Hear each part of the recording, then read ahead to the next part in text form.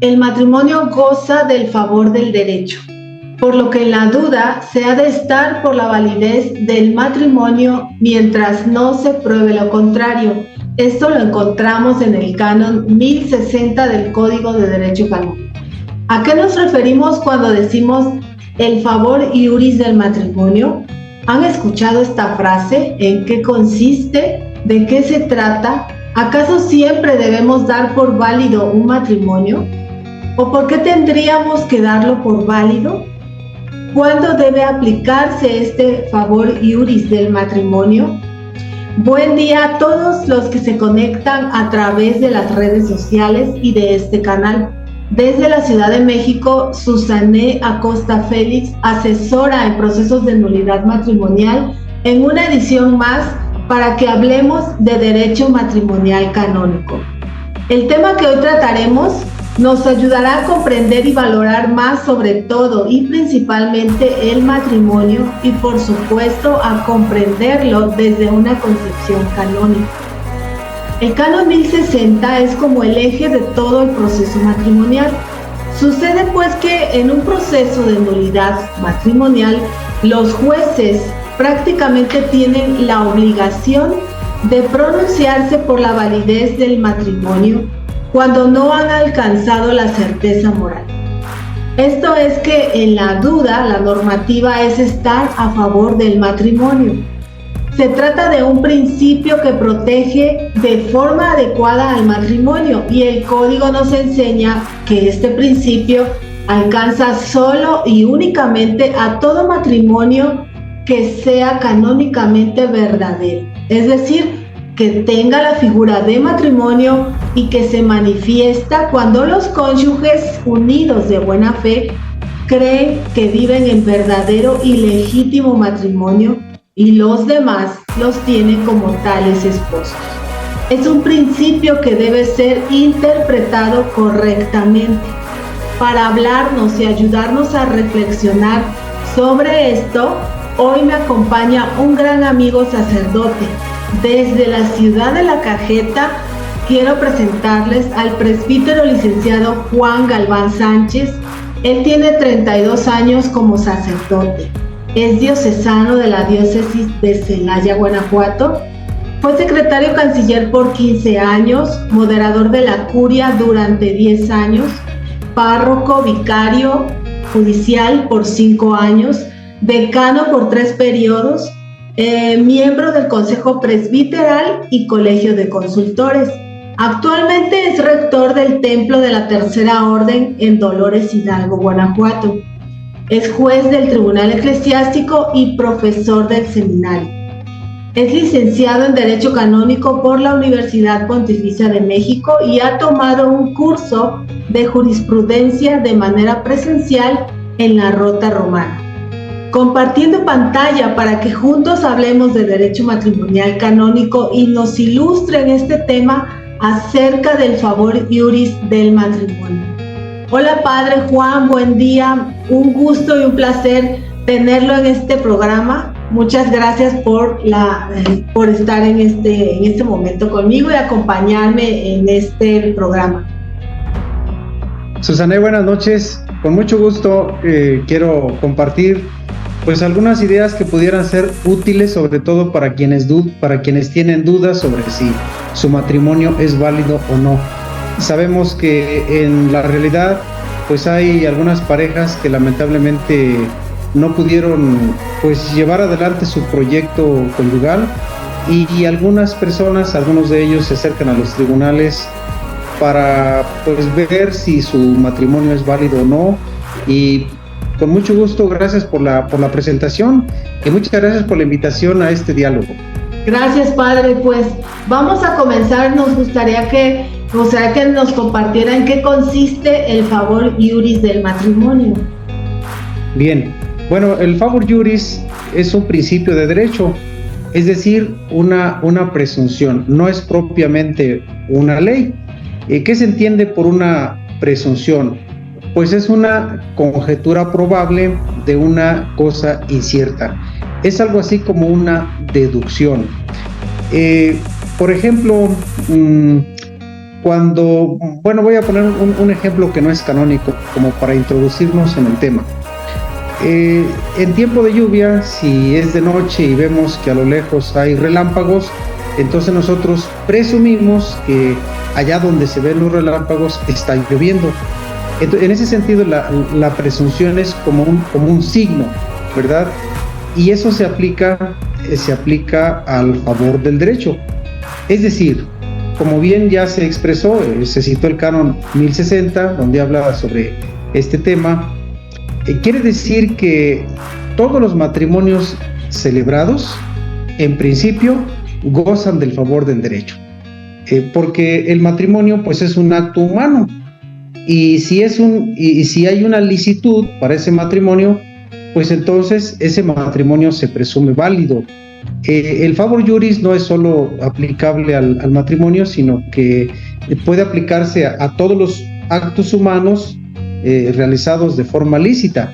Por ejemplo, al bautismo, si vemos que si se trata de un bautismo de infantes y los papás salen de la iglesia entraron a la hora del bautismo, lo visten de blanco, van los padrinos, presumimos que ese bautismo, pues, es válido. Eso mismo se aplica al matrimonio. O dicho de otra manera, el favor iuris aplicado al matrimonio es el favor matrimoni, es decir, que no es lo mismo favor iuris que favor matrimonio. Lo repito, cuando el favor iuris se aplica al matrimonio, se llama favor matrimonio. Espero no confundir. En pocas palabras, todo matrimonio en principio es válido. Así de fácil. Si el matrimonio se celebró, entonces de cara a la iglesia es un matrimonio válido, en tanto no se pruebe lo contrario. Claro que acepta las pruebas en contra, pero en principio es un matrimonio válido. Es decir, cuando hablamos del favor iuris, donde usted ahorita explicaba, para no confundir, aunque son dos cosas distintas, a ver si entendí, hablamos del favor iuris, pero es como reafirmar que es a favor del matrimonio, es decir, matrimonio válido. A eso se refiere. El favor iuris es como un instituto que protege el matrimonio. Por eso se habla de un principio de derecho. El favor iuris es un término genérico, y cuando se aplica al matrimonio, entonces se habla de favor matrimonio, lo que quiere decir, así en pocas palabras, sencillamente, que todo matrimonio celebrado es válido hasta que no se demuestre lo contrario. Así se puede sintetizar. Todo matrimonio celebrado se presume válido hasta que no se demuestre lo contrario. Sí. Bien, aunque es que alguien dice, no, pues es que hace 40 años que se casaron y yo creo que ya ni están casados porque hace 40 años. No importa, aquí no prescribe, el tiempo no prescribe. Así puede ser un mes, un año, 30 años. Si ellos se casaron, es porque está el vínculo, mientras no se demuestre lo contrario. El vínculo sigue vivo, aunque pasen muchos años, en tanto Dios no lo recoja, ¿verdad? Ya lo sabemos. Claro. Bien, padre. Entonces, ¿cuál es la razón primordial de esta norma? Bueno, más que norma, es un principio de derecho, y proteger la institución matrimonial. Esa es la razón. La razón es proteger la institución matrimonial, que en la iglesia, pues, fue elevada por sacramento por nuestro Señor. Entonces, la razón de ese principio jurídico es la protección de la institución matrimonial.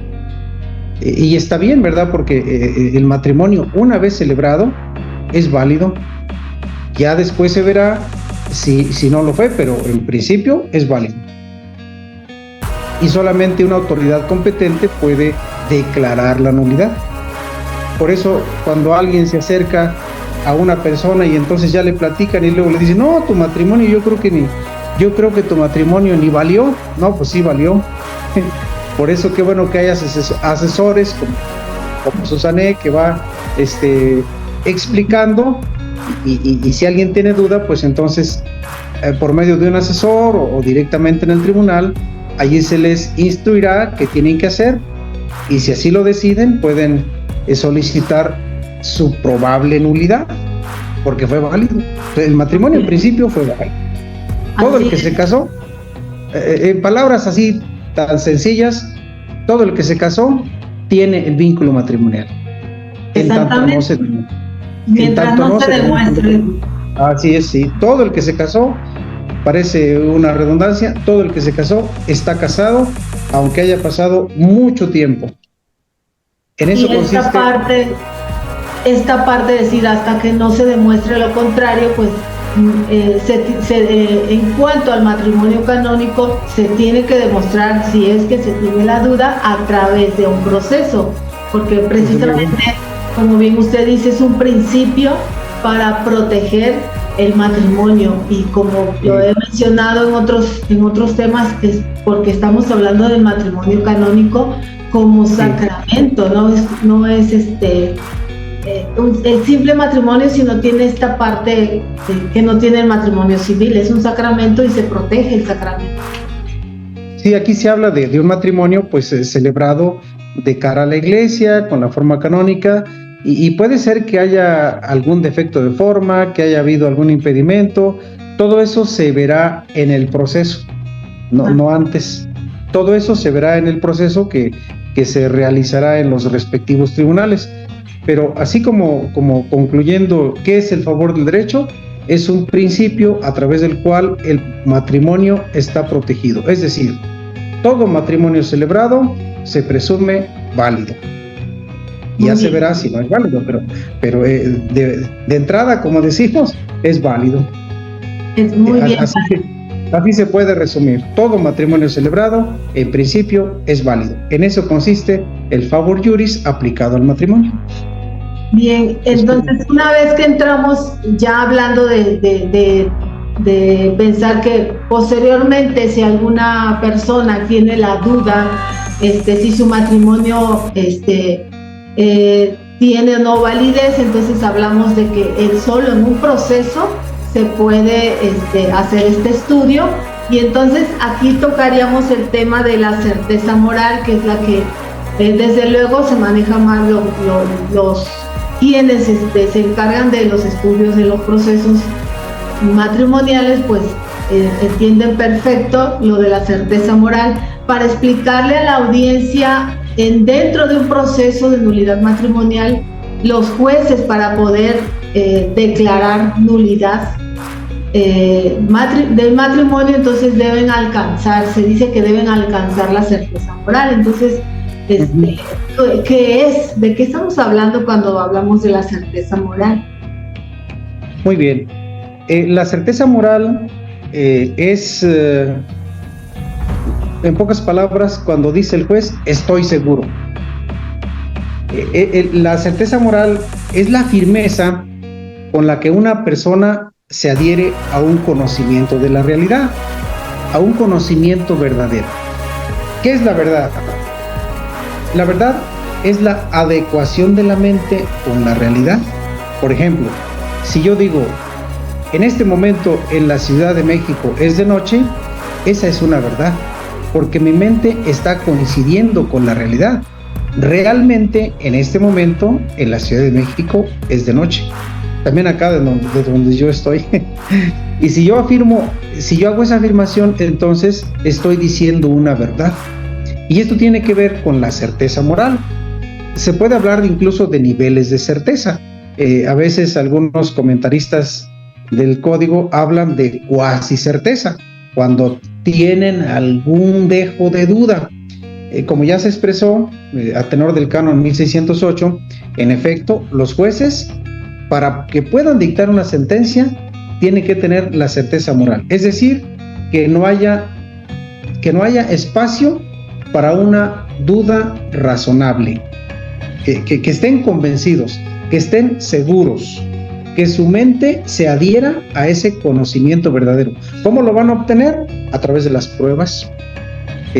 Las pruebas pueden ser documentales, pueden ser testimoniales. En algunos tribunales pues también se cuenta con peritos, y todo eso va dándole al juez el suficiente conocimiento para que él esté plenamente convencido de que esa realidad que él está juzgando es verdadera. Entonces, en pocas palabras, la certeza moral consiste en la firmeza que el juez tiene para decir: este matrimonio es válido o este matrimonio es verdadero. ¿Cómo llegar a la certeza moral? A través de las pruebas. Y precisamente para que ellos puedan alcanzar esa certeza moral, deben alcanzarla porque, pensando en nuestro tema, deben proteger precisamente o llevar a cabo este principio del favor iuris, precisamente para, si no se alcanza esa certeza, entonces se debe estar siempre a favor del matrimonio, sí, porque no se demuestra, ¿verdad?, que hay una invalidez. Sí, incluso también se habla del favor veritatis. ¿En qué consiste el favor veritatis? Ahí tiene que ver con la actitud del juez. ¿Cuál habrá de ser? Que él siempre esté abierto a la verdad, buscar siempre la verdad, y además la fidelidad a la interpretación y a la aplicación de la norma. Esas habrán de ser las dos actitudes de todo juez eclesiástico: búsqueda de la verdad, no búsqueda de la nulidad, porque el juez no va a buscar la nulidad, él va a buscar la verdad, porque no todos los matrimonios pues son nulos, porque no se trata de un divorcio, sino de demostrar que algo realmente no existió. Entonces el juez no se va a dejar llevar por sentimientos, por afectos, sino por la interpretación, la fidelidad a la interpretación y a la aplicación auténtica de la norma, y a buscar la verdad. Y con base en las pruebas, en los testimonios, llegará a esa certeza moral. Podrá dictar una sentencia favorable o no favorable al que está pidiendo, en este caso, como le llamamos en derecho, al actor. Entonces, por eso a veces el actor pues no queda satisfecho, porque el resultado no es el que esperaba. Quizá él pensaba que su matrimonio era nulo, y después del estudio se demostró que su matrimonio era válido. Así es. Pensando en los jueces, que son quienes tienen toman la última palabra cuando se dicta la sentencia en un proceso de nulidad. Dentro del proceso también está la figura del defensor del vínculo y del promotor de justicia. Ellos, sí, cuanto a la aplicación de este principio, ¿cuál es su papel o función? Bueno, empezando por el defensor del vínculo. En primer lugar, pues forma parte del elenco del tribunal. Su Santidad Juan Pablo II le llamaba tutor del sacramento. El defensor del vínculo nunca puede pronunciarse a favor de la nulidad, más bien defiende la validez. Por eso se llama, como su nombre lo dice, defensor del vínculo. Por eso él siempre, de acuerdo a sus conocimientos y en ese sincero afán de conocer la verdad, él en todos los casos se pronunciará a favor de la validez del matrimonio. Es indispensable su participación en todos los procesos de nulidad. Incluso si no participa, pues pudiera incluso impugnarse la sentencia, porque su participación es necesaria. Me refiero al defensor del vínculo. Siempre, repito, habrá de estar presente. Es obligatoria su participación. En pocas palabras, antes de pasar al promotor de justicia, el defensor del vínculo es el tutor del sacramento del matrimonio, que siempre habrá de pronunciarse a favor de la validez. Y de una vez hablamos del promotor de justicia. Sí, padre. Bueno, sí. El promotor de justicia es un oficial eclesiástico para tutelar el bien público. Haciendo una analogía con el ámbito secular, sabemos que la iglesia, aunque no es una sociedad, está organizada a manera de sociedad. Y si comparáramos el promotor de justicia, podríamos equipararlo, aunque claro, con muchos matices, con el Ministerio Público. Porque él está para tutelar el bien público o comunitario de la iglesia. Entonces interviene en los juicios para defender el interés público. Aplicado al matrimonio, no en todos los matrimonios está obligado a participar, a diferencia del defensor del vínculo.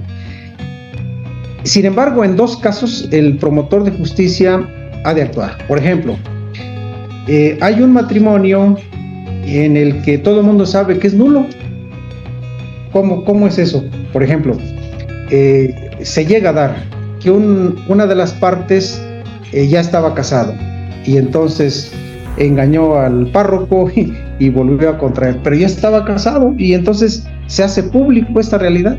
Él ya estaba casado, por lo tanto, pues ese matrimonio, pues ese sí es nulo, porque a tenor de los cánones el vínculo es un impedimento para volver a contraer.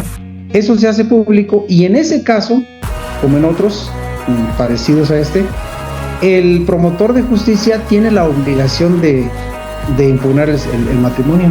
Él toma la función del actor y él promueve la nulidad, porque ese matrimonio, todo el mundo sabe que ese matrimonio, bueno, aunque no tenga conocimientos de derecho, pero todo el mundo sabe que una persona ya casada no se puede volver a casar.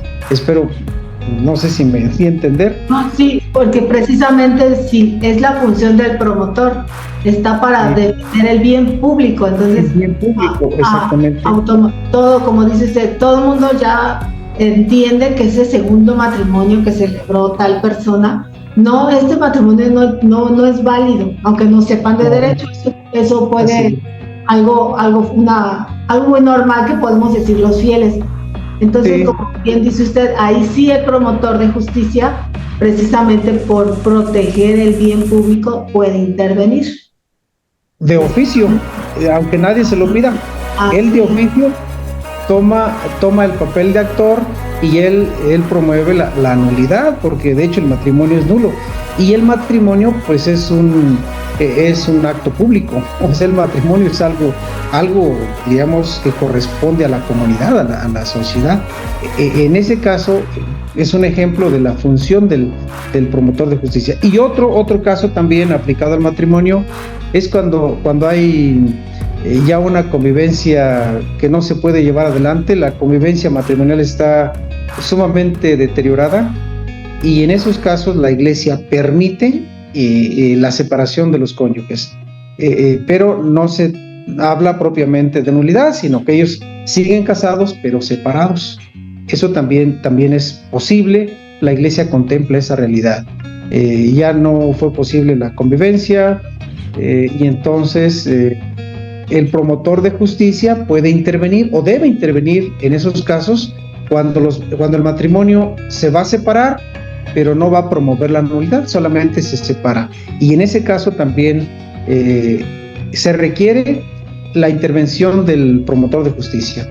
Y en otros casos de matrimonio, pues ahí depende del juez o del obispo que le pida que intervenga. Si es un matrimonio, si el proceso tiene que ver con el bien público, entonces el juez puede solicitar la intervención del promotor de justicia, ya sea el juez o el señor obispo. Bien, padre, se puede decir entonces, aquí a diferencia, bueno, no a diferencia, sino en cuanto a la aplicación de este principio del canon 1060, que ambos en su función propia cada uno, pues le pregunto yo, ¿sí se puede decir que están aplicando el principio porque están defendiendo el vínculo matrimonial, en este caso del promotor, que puede intervenir cuando alguien de manera fraudulenta se contrae un segundo matrimonio sabiendo que no debe, el promotor está defendiendo el primer matrimonio, ¿verdad? ¿Se puede decir? Sí, aunque sí son funciones distintas, porque el defensor del vínculo siempre va a estar a favor del matrimonio. El promotor de justicia no necesariamente. El promotor de justicia, más que a favor del matrimonio, está a favor del bien público. No se contraponen, pero sí son distintos los papeles. Incluso puede un mismo ministro del tribunal puede tener esos dos cargos, pero no para el mismo caso, sino para casos distintos. Lo sabemos bien, ¿verdad? Que nadie puede ser juez y parte.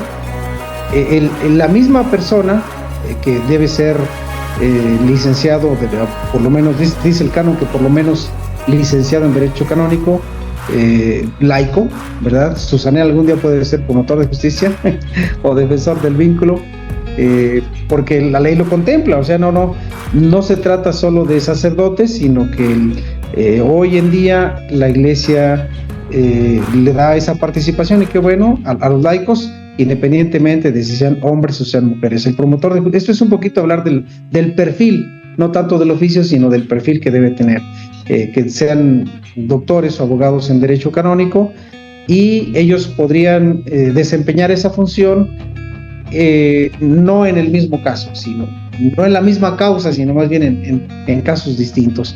Pero sí hay una diferencia entre uno y otro. En conclusión, el defensor del vínculo siempre defendiendo la validez del matrimonio. El promotor de justicia va más enfocado al bien público, a evitar el escándalo, a restablecer el orden y tutelar el bien público. Es la expresión, creo que es la mejor expresión de su oficio. Por eso decía usted al principio, es como si fuera el procurador de justicia. Para hacer una analogía, más o menos. Como un ministerio público, como el ministerio público que de oficio procura o tiene como misión precisamente tutelar el bien público. Hay una cercana analogía entre el Ministerio Público y el promotor de justicia. Bien, padre, en su experiencia como vicario judicial y actualmente como juez, de que continúa su trabajo dentro del tribunal eclesiástico, ¿este principio se aplica en la práctica en los tribunales eclesiásticos? Sí, desde luego. Bueno, yo creo que sí, al menos yo donde he trabajado hice mi praxis curie en la Arquidiócesis de México hace ya muchos años, hace como unos 30 años. Ahí me dieron la oportunidad de hacer la praxis curie, instruyendo algunas causas allí en la Arquidiócesis de México, como un requisito también para la titulación. Y desde hace tiempo pues soy juez en el Tribunal de Celaya, y desde luego que se pone en práctica el favor juris. Todos los matrimonios, todas las personas que deseen presentar su solicitud, que es un derecho de ellos, todos se les da por válido su matrimonio, y se procura que todo sea apegado a la ley. Además, quienes trabajamos en este campo sabemos que estamos supervisados por la Signatura Apostólica.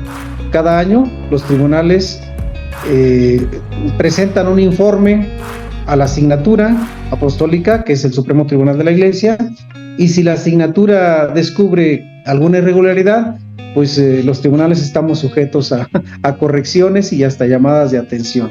De manera que siempre procuramos que la ley se aplique, que los procesos se hagan conforme a derecho. Sabemos pues que todos tienen derecho a un proceso justo, y eso se aplica. La ley se procura aplicar en una sana interpretación. Respondiendo a la pregunta, sí, en efecto, este principio del favor juris sin duda que se aplica en los tribunales. Muy bien, padre, pues yo estoy, creo que aprendí algo nuevo y estoy muy agradecida, muy contenta de lo que usted nos ha explicado, también con un lenguaje muy sencillo, el cual yo agradezco mucho. Me gustaría, ya para terminar, si desea agregar algo más con relación al tema, alguna cosa que quizás yo no haya preguntado, y usted considere importante mencionar.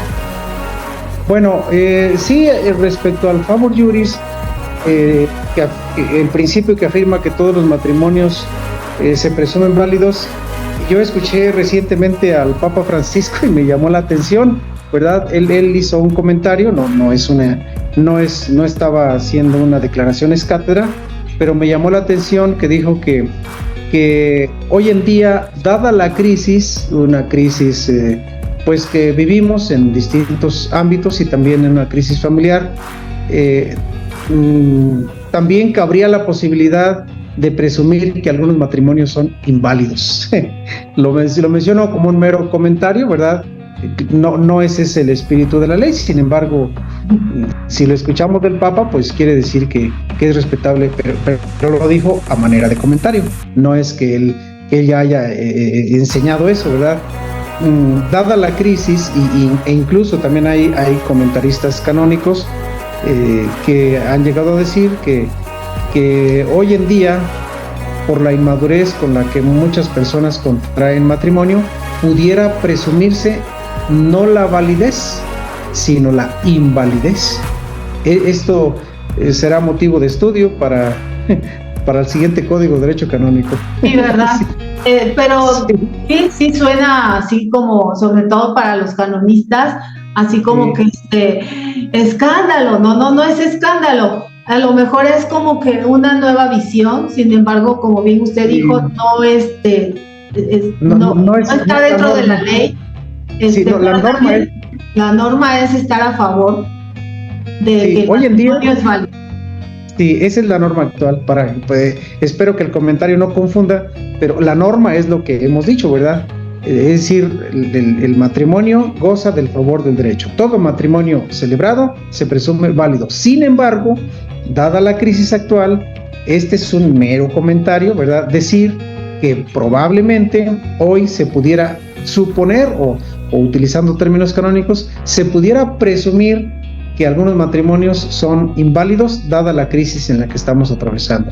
Mentalidad divorcista, utilitarista y todo eso que ya sabemos. Entonces, hay quienes así opinan, porque es una opinión, no es la ley. Hay que distinguir entre una opinión y el derecho positivo. El derecho positivo pues es lo que está escrito actualmente, lo que tiene vigencia. Y lo que tiene vigencia es que el matrimonio goza del favor del derecho, y en tanto las leyes no cambien, vamos a sujetarnos a la ley actual. Lo demás son opiniones. Así es. Bien, padre, pues para terminar me gustaría pedirle que por favor nos diera su bendición para concluir el programa, padre. Claro que sí. Pues mucho gusto en compartir estas ideas, y muchas gracias por la invitación y mucho éxito en esa asesoría.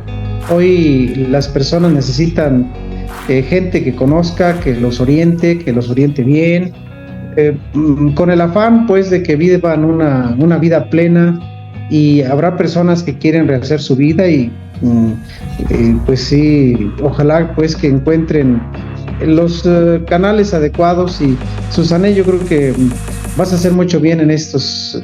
Muchas gracias por tus palabras, padre. Sí, de orientación, porque hay personas que no están muy enteradas. Hace solo unos días me invitaron aquí a una estación de radio, aquí desde donde comparto estas ideas, y el locutor no estaba enterado de casi ni que existía el tribunal eclesiástico.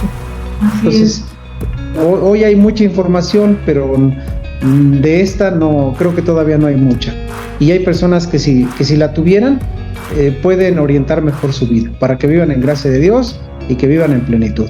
Con gusto les doy la bendición de Dios Todopoderoso, Padre, Hijo y Espíritu Santo, descienda sobre ustedes y permanezca para siempre. Mucho gusto, Susana, y un saludo a todos los que vean esta entrevista. Muchas gracias, padre, que Dios los siga bendiciendo.